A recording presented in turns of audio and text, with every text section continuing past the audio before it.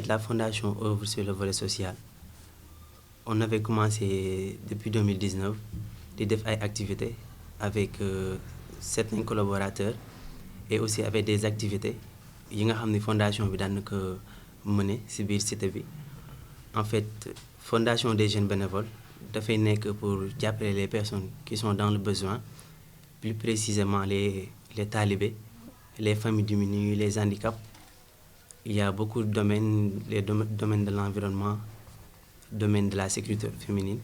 En fait, la fondation exerce sur beaucoup de domaines. Bon, tey dañu organiser woon benn journée porte ouverte pour publier suñu lancement de programme parce que dañ ko suspendroon bi corona bi ñëwee, mais doon nañu fekk ñu nekkoon di def certaines activités, mais par la suite ñu ngi bëgg a démarrer les choses pour aider les gens à mieux nous connaître et à marcher dans le chemin de la socialisation. Comme l'a si bien dit Mor, la fondation a débuté depuis 2019, mais à cause du corona, on a eu à faire des pauses qui ont, je pense, assez duré. Donc, je vais revenir sur quelques domaines. Par exemple, le domaine des internats et d'ARA. Concernant ce domaine, le premier point est remplir les vides dans les écoles coraniques, c'est-à-dire organiser des journées de donation, autrement dit des journées de talibés dont la donation sera habits, chaussures, froitures, savon, crème de corps, lit, drap, nourriture, moustique. Pour revenir sur ce domaine des daara ni ma ko mën a waxee ci olof mooy dañoo gis ni talibé yi à chaque fois dañuy soxla ay yére, ay saabu, matelas, drap, surtout ci sedd bi, surtout ay pull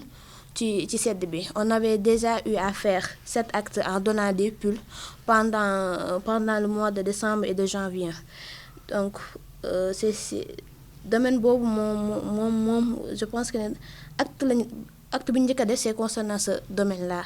Ci deuxième acte bi ñu ñëw ci aide des maîtres coraniques d'avoir un carnet de santé pour le lieu d'apprentissage. Ñu ko waxee mooy Sénégal couverture maladie universelle am na fi, mais je pense que le plus du toucher daara yi te je pense que ñoom ñoo ko gën a soxla que ñun ñi nekk ci kër yi di ko bénéficier wu. Donc dañuy jàppale maître coranique gi pour à ce que ñoom ñu ku ci nekk mën a am ci carnet de santé pour talibé bu ci feebar mën a faju te du sonn. Voilà, c'est ça, c'est ce domaine qui touche le domaine des internats et daara. Aussi, il y a un autre domaine concernant la sécurité féminine. Ku wax jigéen xam ne dañ ko fitnaal Sénégal, ku wax jigéen xam ne dañ koy néew doole Sénégal te du gis fu mu ko jàmbatee, du gis fu mu ko waxee. Donc jamono yooyu fondation bi ñëw na ci bu baax. Concernant les points dirigés par une commission féminine, elle attend à aider les femmes à se prendre en charge elles-mêmes et aussi pour qu'elles vivent dans des meilleures conditions de vie paisibles et sécurisées. Pour cela, la commission tentera à contribuer au renforcement des capacités des femmes, comme lutter contre la violation conjugale, viol, l'inconsidération, maltraitance, abus sexuels, etc. Pour ñëwaat ci point boobu noonu dañoo jël jigéen ñi fitnaal seen biir néegu sëy ñu lay sàkku te doo ko mën a waxee fenn. Aussi inconsidération bi femme mën a am ci société sénégalaise, parce que Sénégal li gën a metti mooy nekk fi jigéen mën naa ko wax parce que domaine boobu ça me touche personnellement, parce que jigéen dañ leen di néewital doole nga bëgg a wax doo am foo ko waxee, surtout ci domaine ay mariage forcé ñu lay imposer loo xam ne vie conjugale boo xam ne du la arranger en tant que jigéen. Loolu lépp fondation bi da ci ñëwaat bu baax. Organiser des journées de sensibilisation, domaine boobu aussi si domaine par exemple les maladies qui touchent plus les femmes, ay cancer ak yooyu noonu yëpp journée yooyu yëpp ñun dañ ci ñëwaat di sensibiliser jigéen ñi. Soutenir la scolarisation des filles. Ku ci Sénégal tamit mën nañoo seetlu ne jigéen jàngam lu ko yàq dafa gaaw ci affaire mariage, sëy boo teel a dugg ñu forcé la ci. Domaine yooyu yëpp fondation bi da ciy ñëw. Promouvoir les concours pour les jeunes filles et comme récompense des prix de bénévolat. Aussi dañuy jàppale ci jigéen ñi mën a def ay concours ñu leen di jox ay diplôme pour à ce que ñoom ñu mën a yee seen yeneen moroomu jigéen yi. man damay ñëw rek ci ay pàcc comme lu jëm ci wàllu orphelinat niñ ko xamee ñëpp Pout xëy na am na fi ñun suñu fondation bi dafa ñëw di ñu wax ci lu jëm ñu jàppale leen ci lu jëm ci nourriture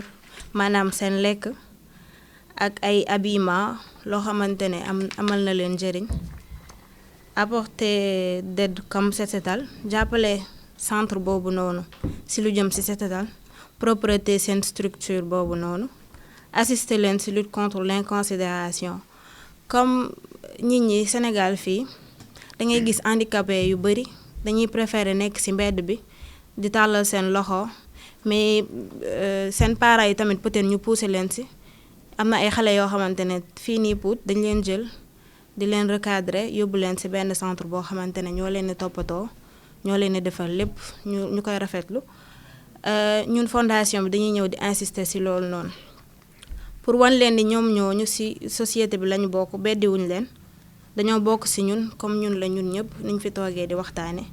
dañ leen appuyer bu baax di leen jàppale ci set bi lekk gu baax gi ak sol yére yu normal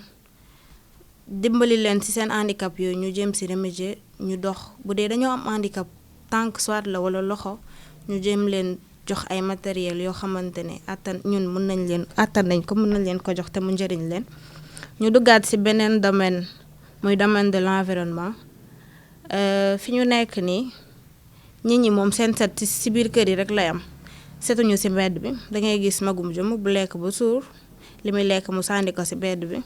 moroomam ñëw def noonu beneen moroomam ñëw def noonu ñu koy def à chaque fois te am na ñoo xamante ne duñu soucier wu ci mbedd bi ñun fondation bi loolu mooy suñu njëriñ tey dañuy ñëw taxaw fu ñu fekk salte ñu jëm ko fa dindi mën nañ organiser ay journée de reboisement maanaam xool nu ñuy sukkalee suñu garab yi wala ñu jéem a jëmbat yeneen garab yu bees yu ñu mën a jàppale ci suñu lu jëm ci nooyi beeg suñu dëkkuwaay suñu mag yi nga xam ne soxla nañ kër mais gisatuñ kër comme que gor nañ garab yépp dañ leen di reboiser maanaam ñu jiwal leen garab boo xamante ne mën na indi kër suba ñu toog fa ñuy lutter contre l'insalubrité mooy maanaam li ma wax sànq rek ci mag yi nga xamante ne wala gone yi nga xamante ne yaruñu leen ci biir kër gi bu ñu lekkee ci mbedd bi lañ koy sànni jàpp nañ foofu mooy mbalit bi ñun fondation bi dañuy dindi loolu fii encourager l'installation des poubelles des villes fu mu toll nii dëkk bi yëpp muy fii muy feneen ci yeneen villes yi foo dox yaa ngi gis poubelle bu ñu sañoon poubelle yooyu noonu dañ koy gis ci coin bu ñu mës a romb fii ci Pout. La fondation compte faire des diminutions ou bien diminuer les failles, c'est-à-dire le fait de réparer, modifier ou même remplacer les vieux objets au sein de la famille, et en même temps diminuer les frais médicaux en ayant l'accès sur les carnets de santé, et en même temps aider les membres de ces familles d'avoir un travail approprié et convenable, et bien sûr aider les apprenants de mieux s'exercer. Donc c'était ça dans le domaine familial. Donc on va sans doute attaquer le domaine de la santé, c'est-à-dire le domaine sanitaire. Donc la Fondation des jeunes bénévoles regroupe les moyens médicaux pour organiser sans doute des journées. Donc on compte organiser des journées de vaccination gratuites, des journées de donation de sang et en même temps assister dans les organisations sanitaires comme les dépistages, lutter contre le cancer, les secourismes, etc. Donc on va sans doute terminer dans le domaine d'aide publique. Donc aussi la Fondation compte accomplir certaines missions comme aider les organisations qui contribuent au développement de la société, faire sans doute une contribution de dons pendant les jours saints, c'est-à-dire le Ramadan et le Carême, et en même temps faire des aides ou bien aider en même temps nos jeunes frères à participer au développement social, participer au développement de certaines activités comme les set setal et les aides sociales. Donc juste di leen inciter ngeen ñëw jàppale ñu ci événement yi nga xam ni bëgg nañ ko amel ci mois prochain yi nga xam ne mu ngi ñëw di leen wax ni la fondation va redémarrer ses réunions mensuelles di leen wax ni Covid bi moom moo taxoon ñu arrêté woon toutes les activités donc on veut prendre les choses en main ñu leen ñaan yéen ñëpp ngeen ñëw jàppale ñu ci di leen wax am na beaucoup d'activités yoo xam ni daan nañ ko décider en réunion mensuelle mais dañ ko suspendre woon yëpp parce que c'était des décisions qui étaient successives yoo xam ni mën nañ ko étaler suñu durant 1 an yi nga xam ni durant 1 an mën nañ si amal activité yooyu yëpp parce que mois bu nekk su ma juumul am nañ si des activités yoo xam ne mos nañ ko waxtaan si réunion mensuelle mais jotuñu ko woon a amal xeebuñu dara parce que même suñuy def si ay activités même ce sera difficile parce que tout début est difficile c'est comme ça mais li ñuy ñaan juste dañ daan defar même ay carte barkeelu pour mën a am loo xam ni dinañ ko mën a jox nit ñi donc li leen ñuy ñaan mooy ngeen dimbali ñu pour ñu dimbaliwaat nit ñi parce que li ngeen siy def si fondation même bu dee 25 francs day delluwaat si biir maison sociale yi soit si domaine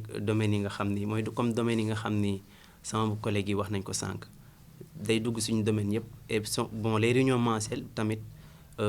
argent yi ñu fay collecté c'est juste pour suñuy activité c'est pas des choses yoo xam ne dañu koy jël juste tekk à côté parce que ñu bari dañuy bëgg participer dans des genres de fondation mais duñu xam seen xaalis bi après fan la jëm bii nag fondation bi activité mensuelle la am activité yi c'est déjà écrit et c'est sur papier te benn bu si nekk c'est détaillé même stratégie bi nga xam ne dañ koy def c'est détaillé donc lépp la fondation bi prévoir pour bañ a am des pertes de temps dans les mois ñu bëggoon a yéen ñëpp ngeen ñëw jàppale ñu ci xeex bi ñuy def parce que nous tous nous luttons contre la pauvreté di leen ñaan yéen ñëpp ngeen ñëw jàppale ñu ci li ñuy def